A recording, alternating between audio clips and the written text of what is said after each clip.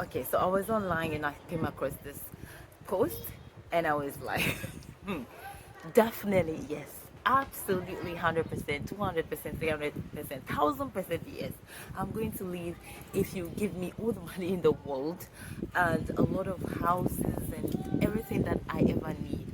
This is why most people leave not because of money, even though yes, our part of the world, you are forced to leave because of financial reasons, but that's not the reason why most people leave. I, for instance, I left because of one, the mentality, two, the system we have, and it's not about politics. Okay, we have like politicize everything, and we play so much partisan role to the extent that we cannot hold our leaders accountable for all they do.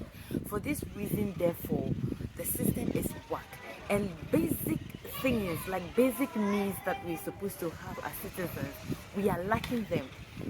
Most importantly, we have no respect and love or kindness for each other. Ghanaians only show you kindness only when they are going to gain something from you. They know who you are or the way you look. It seems like a bit show. That is the only time they are going to be kind to you. Apart from that, you are nobody. And these go as far as the health system. Now, let me share my experience with you. One night I was so sick at home. I had food poisoning. Luckily for me, my sister was sleeping by me that night, so she called the taxi driver that we were using that way. Lucky for us, that driver had his phone on so he could answer the call, and then he drove to my house in Medina, picked me up. I couldn't walk, I couldn't do shit, so my sister has to even dress me, pick me, the driver and my sister, took us to 37 military hospital. And guess what happened? Instead of them giving us first aid, this giving me first aid, this is what they said. Like, there are no beds, they cannot admit me. So they sent us away. Like, I can't walk. The taxi driver has to carry me from his car to the entrance of the hospital. But still, instead of them giving me first aid, they didn't. They sent me away. Okay, the driver drove to the police clinic around 37. They also sent me away with the same excuse that they didn't have beds. Like, for quite loud sake, somebody couldn't even walk. This is an emergency case. You're supposed to give me first aid, and then the later issue will be carried on whether you have to transfer me or send me away. But at least first aid to revive me. No, they didn't even ask what is wrong with me. Nothing. They just said there are no beds, so send me away. Like, they are sending me away so that I don't even die there. So the driver has to rush me to Osu to Trust Clinic and or Trust Hospital. That was where they admitted me. And this issue was 10 years ago issue, and I know that it's still going on in today's Ghana. If I had to die that day, I would have died easily, like easily. That day was not meant for me. Now, let's come back to UK.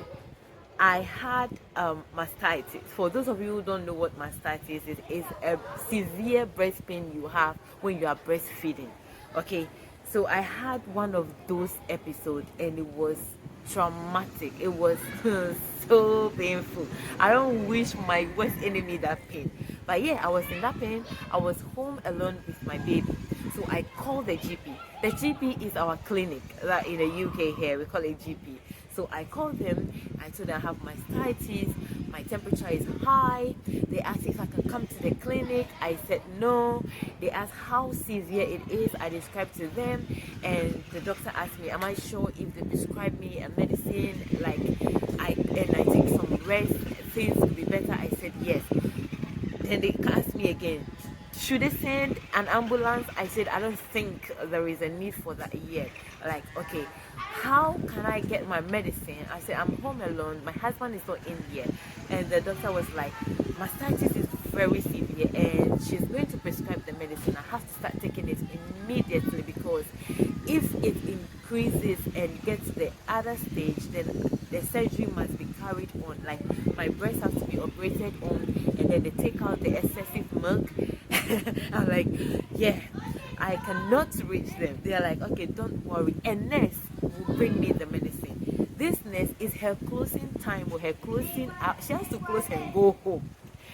But she closed from work and brought me the medicine. Went to the pharmacy, took the medicine from the out of my prescription and brought it to me at home. I'm not saying that people are not kind in Ghana, but I'm seeing very, very few and very, very few times. What is in Ghana is barter trade. People want to be kind to you because they are going to get something in return. If not, no. And this has got very far. And when we talk about fees ourselves or fees the system, no, or fees the country, no, it's us that have to be faced, because who becomes the president? It's a member of the society. So if you have that ill mentality as a citizen, it is the same mentality you are going to use to govern as a member of parliament, as a council leader, as a minister, as a president, as deputy, whatever. So this thing, no matter what you give to some of us, if the mentality doesn't change in Ghana, because the moment the mentality changes, everything will start falling in places. Like, there is nothing we have like that other people have more or less than us or more than us. Like, we are very good. Our country can become great and amazing than any other country in the world, or like any other country in the world. It has all got to do with our mentality. Our mentality. That is it all. So yeah, some of us, we will stay here. We like the system here. It is, even though we are different race, no, we are being treated with respect. We are being treated like human beings. Unlike in Ghana, people don't have respect for human life in Ghana. Obia, uko we are one city. Bra, you better na hasa.